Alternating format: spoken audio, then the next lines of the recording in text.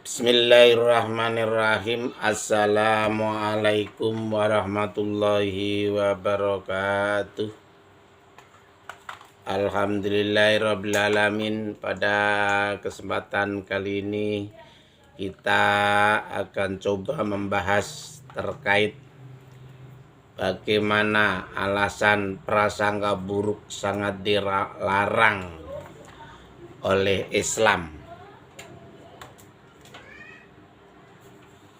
Jadi kesempatan kali ini kita akan membahas alasan mengapa prasangka buruk sangat dilarang Islam. Islam melarang umat muslim prasangka buruk pada siapapun. Prasangka, terlebih prasangka buruk, merupakan perbuatan yang sangat tercelah.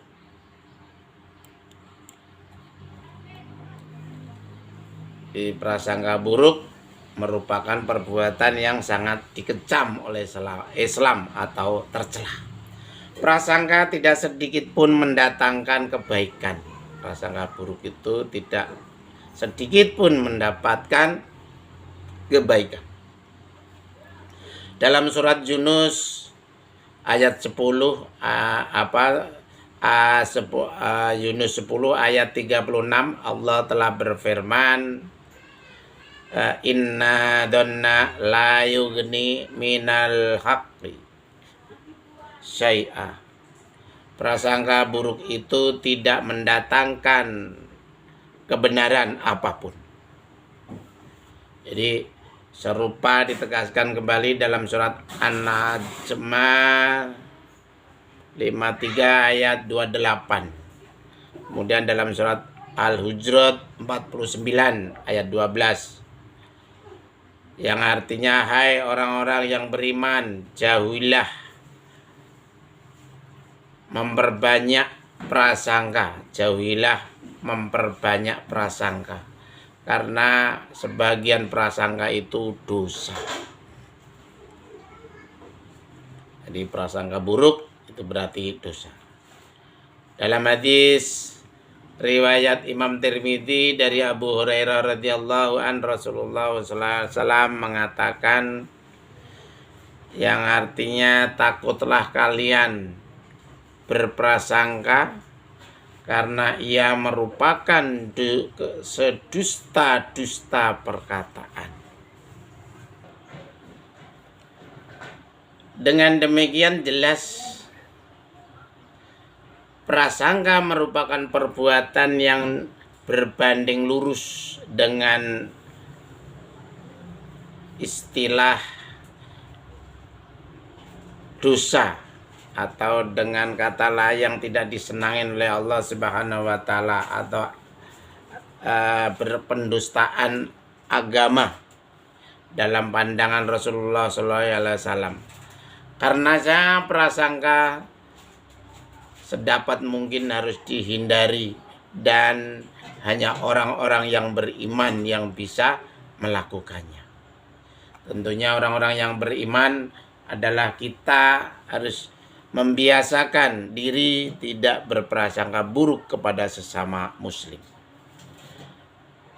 Pengertian prasangka menyatakan bahwa prasangka itu adalah jelas-jelas mendatangkan mudarat atau dosa. Menurut banyak riwayat, Allah Subhanahu wa taala justru melihat apa yang ada di kedalaman hati hambanya. Apalagi menurut banyak riwayat, Allah Maha Tahu. Itu artinya prasangka dalam hati juga tak pernah luput dari pantauan Allah Subhanahu wa taala. Walaupun kita tidak berbicara dan walaupun kita tidak sampaikan kepada saudara kita atau teman kita, kalau memang di dalam hati ada terbenih sedikit pun, Allah tetap mengetahui prasangka tersebut. Hal ini perlu diangkat ke permukaan karena dalam kondisi bangsa yang kesemrautan sekarang ini, sangat mungkin sikap saling berprasangka menjadi biasa. Oleh karena itu kita seorang yang beriman dan bertakwa kepada Allah Subhanahu wa taala jangan terbiasa dan tidak mudah terhasut oleh omongan-omongan. Apalagi kita yang sudah terbiasa menggunakan online atau di chat. Itu biasanya banyak-banyak informasi-informasi yang sifatnya hoax. Jadi kita harus jeli atas kebenarannya, jangan mudah untuk menge-share atau membagikan informasi-informasi yang tidak bertanggung jawab sumbernya. Atau kalau kita tidak tahu persis, lebih baik diam. Atau didiamkan saja atau di-delete di dalam HP kita masing-masing. Kita masih ingat tragedi Al-Ifku yang menimpa Siti Aisyah zaman dahulu. Aisyah istri Rasulullah Shallallahu Alaihi Wasallam, karena beliau disangka berselingkuh. Masyarakat Madinah pun gempar. Rasulullah Shallallahu Alaihi Wasallam tidak berkenan. Itu masa kita masih ingat tragedi Al-Ifku yang menimpa Siti Aisyah dulu. Rasulullah SAW tidak berkenan.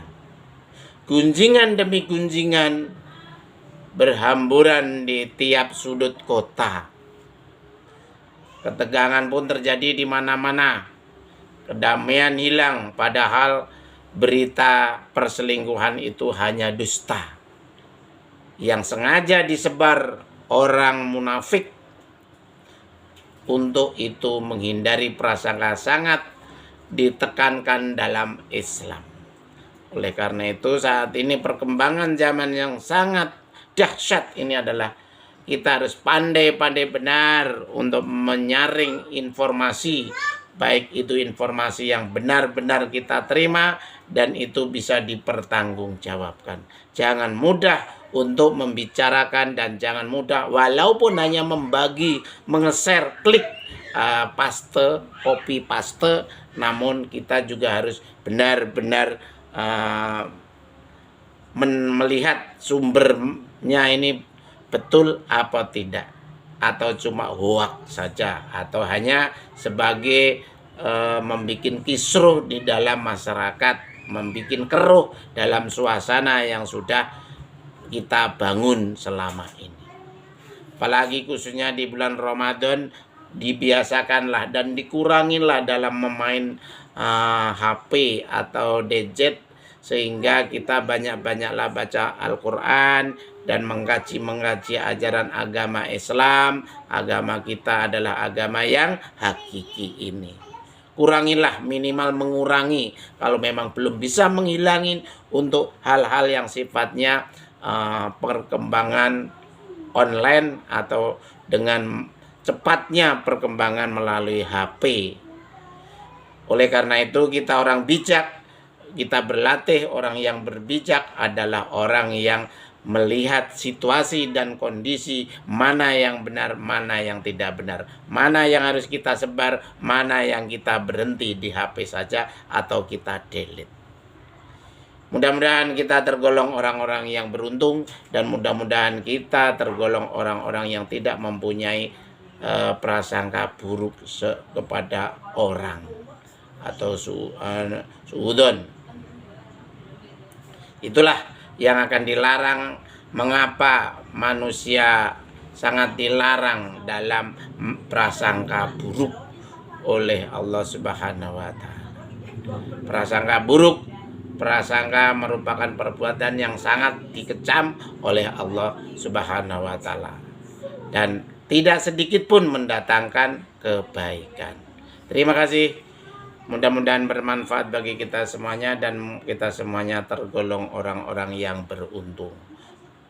Usikum wa nafsi bitaqwallah. Wassalamualaikum warahmatullahi wabarakatuh.